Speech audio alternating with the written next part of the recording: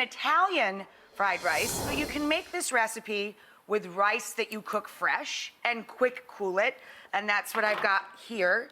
You take a quarter sheet pan, line it with a little parchment, cook the rice. I always cook my rice in broth or stock so the rice itself has flavor.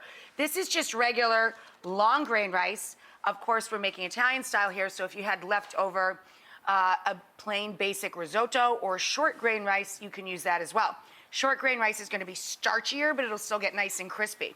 Then I browned a pound of Italian sausage with fennel, and then in the same big old skillet, I'm gonna add the cold rice, either from the takeout leftover box or quick cooled, long or short grain.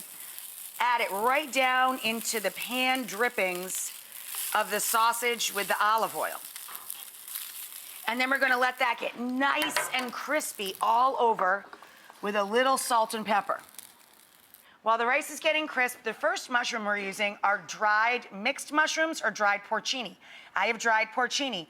Also reconstituting in a little pot of stock or broth. This is chicken bone broth. I love this combination because it's so meaty.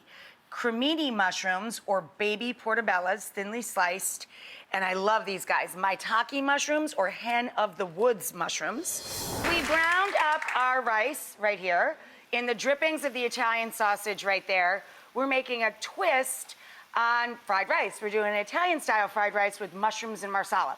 So we have 1.25 pounds of fresh mushrooms browning. Let the mushrooms brown before you add salt and pepper. Why? Because salt draws out liquids and it slows down the process of browning the mushrooms.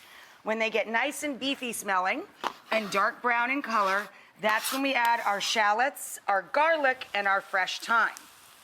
We can grate the garlic right down into the pan. Smells amazing in here. I'm gonna add a little sweetness and tang with some semi-dried tomatoes, or you can chop up some sun-dried tomatoes in oil, just drain them off. I have these little beauties right here, and we're gonna plump those in the pan. Now we have all those bits of rice and mushroom and sausage down at the bottom of the pan. We gotta loosen it up and pick up all that flavor. So we're going to put in a copious amount of marsala. So now we're just gonna work the bottom of the pan to free up all those tasty little snibbly bits.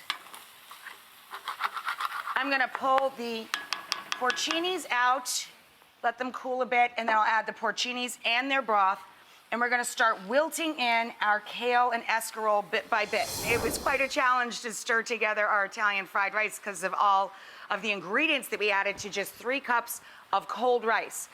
You serve this right from the pan, and we just finish it with the brightness of a squish of lemon juice